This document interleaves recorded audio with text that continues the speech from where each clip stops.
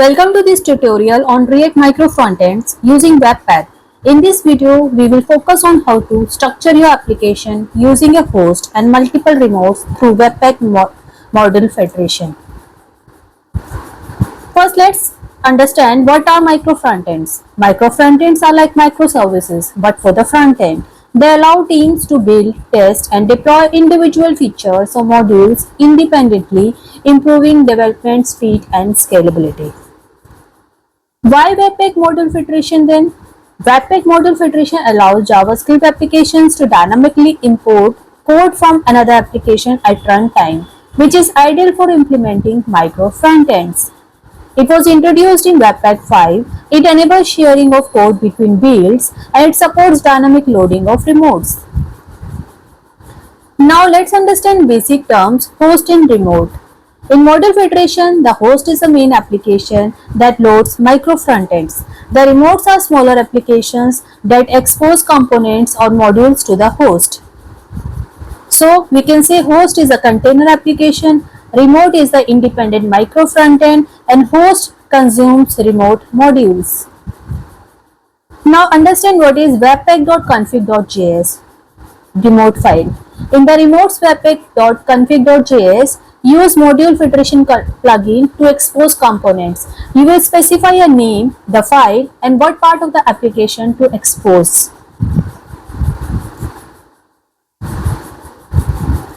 And if we say about webpack.config.js host file, here use module federation plugin again, use remotes to load exposed modules, ensure shared dependencies match versions.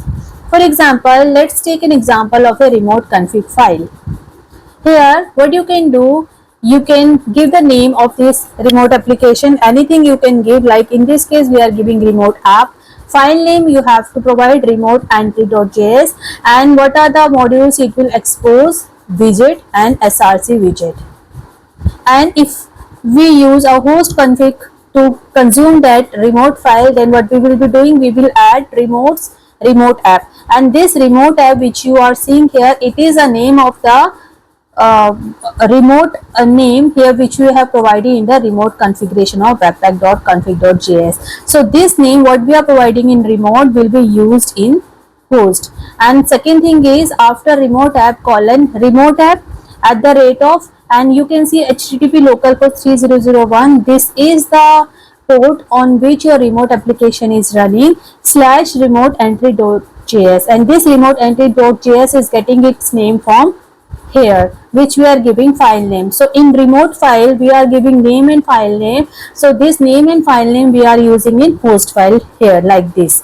Before at the rate we are giving name, and after at the rate, after the URL we are providing file name of the remote application. Here you can provide shared component React DOM.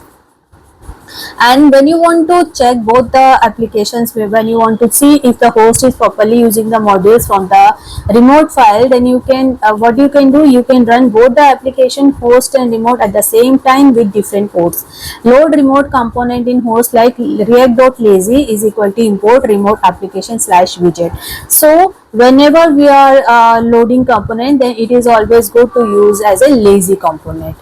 So in your host component, if you want to use any component from the remote application, just provide react.lazy.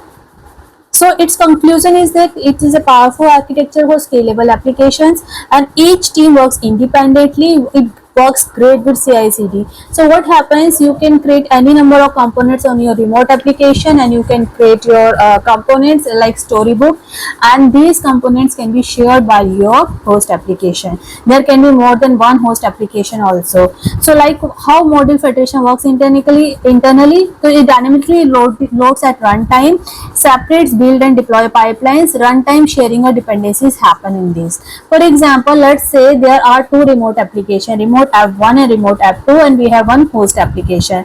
So in remote app 1 slash webpack.config.js, what we can do, we have two things we have to provide. First is name, and then we have to also expose some of the component, right? In this case we are sharing, we are making header and src header So inside header we are passing src header. So in host component, if you are importing header component, then what it will do, it will import the component inside src header.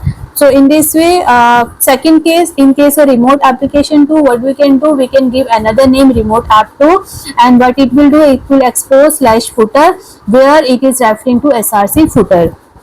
Now let's say we have an host application where we want to use two different remote application. We can use both also. So what we will be doing here, inside remote we will pass two remote app 1 and remote app 2. So in remote app 1, first as we told before at the rate we are providing the name of the remote application which we are providing here like this, and after at the rate we give the url and slash file name. Same thing in this case also, remote app 2 we provide the name of the remote file, and then after that remote entry.js. so in this way it will work. So React.lazy, always we use a component, this remote component. If you want to import remote component, we always provide with the help of React.lazy, which makes it more convenient. So in this way we can provide, right? So like React.lazy, we can import a remote app 1 header, and React.lazy we can import remote app 2 footer. So in this way we can import component from both. Now what are the benefits of micro frontends plus module federation?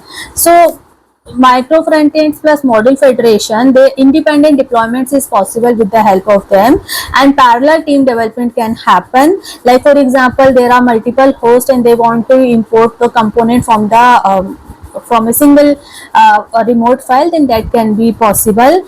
And also on demand loading, faster startup. So what happens, like not all the, like for example there are multiple teams working in a project, and there are different teams and they are using common components.